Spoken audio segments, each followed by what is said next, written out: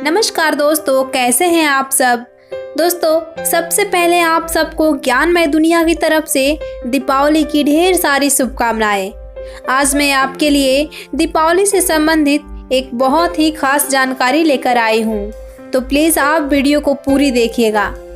और अगर आपने अभी तक चैनल को सब्सक्राइब नहीं किए हैं तो अभी सब्सक्राइब करें और साथ ही बेल आइकन जरूर दबाएं। तो चलिए जानते हैं कि आखिर वीडियो में क्या है ऐसा खास। दोस्तों, हिंदू धर्म में दिवाली को बड़े त्योहारों में से एक माना जाता है। इस त्योहार को लोग बड़े हर्षोल्लास के साथ मनाते हैं, लेकिन इस दिन माता लक्ष्मी के साथ भगवान विष्णु की नहीं बल्कि भगवान गणेश की पूजा की जाती है। धार्मिक मत के अनुसार क्या है इसका कारण, तो आइए जानते हैं दिवाली पर क्यों पूजी जाती हैं माता लक्ष्मी और भगवान गणेश।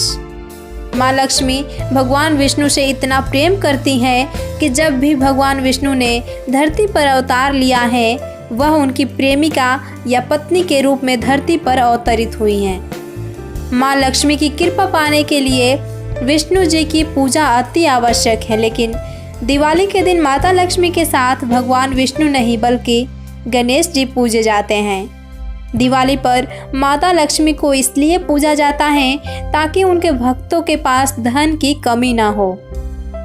भगवान गणेश माता लक्ष्मी के पुत्र समान हैं। भगवान गणेश को सभी देवी देवताओं से पहले पूजे जाने का विधान है।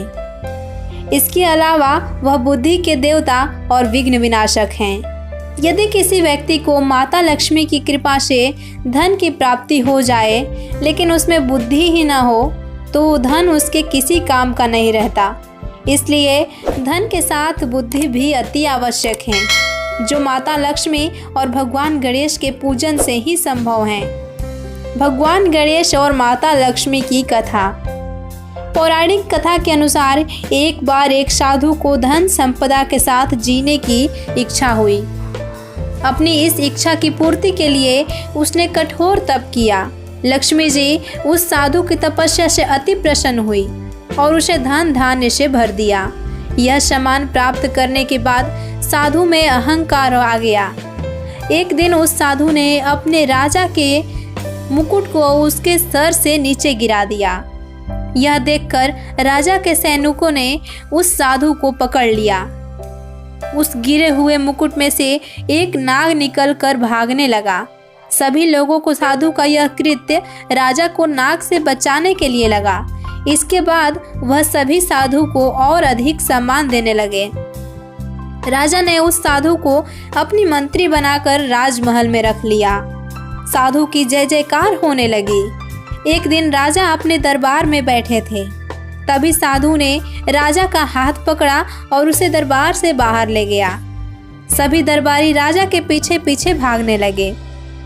उसके थोड़ी देर बाद ही दरबार की छत गिर गई। राजा को लगा कि साधु ने चमत्कारिक ढंग से राजा की जान बचाई, जिसके बाद सभी लोग उसे ईश्वर की तरह मानने लगे। इसके बाद साधु का अहम अपने चरम पर पहुंच गया। एक दिन अपने अहंकार के कारण उसने महल में से गणेश जी की मूर्ति को हटवा दिया। साधु ने कहा कि इस मूर्ति के कारण महल की रौनक खराब हो रही है।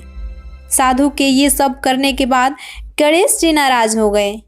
इसके बाद गणेश जी ने उस साधु की बुद्धि फेर दी। अब वह जो भी काम करता था गलत ही करता था। साधु के कर्मों को देखकर राजा ने उसे कैद करा दिया। साधु जेल में फिर से लक्ष्मी जी की पूजा करने लगा। तब माता लक्ष्मी ने प्रसन्न होकर बताया कि तुमने गणेश जी को नाराज किया है, तुम्हें भगवान गणेश को मनाना होगा। इसलिए तुम अच्छी बुद्धि के लिए भगवान गणेश की पूजा करो। साधु ने माता लक्ष्मी के बताए अनुसार गणेश जी की तपस्या की और अपनी भूल के लिए क्षमा मांगी। एक दिन रात में गणेश जी ने राजा को सपने में दर्शन दिए कि वह साधु को छोड़ दें। अगले दिन साधु को वही सामान प्राप्त हो गया। अब वह एक बात जान गया कि धन के साथ बुद्धि भी बहुत आवश्यक है। इसलिए दिवाली पर लक्ष्मी जी के साथ गणेश जी की आराधना की जाती है। दोस्तों, ऐसे ही नई नई जानकारियों के लिए आप ज्ञानमय दुनिया को सब्सक्राइब करें और बेल आइकन को जरूर दबाएं।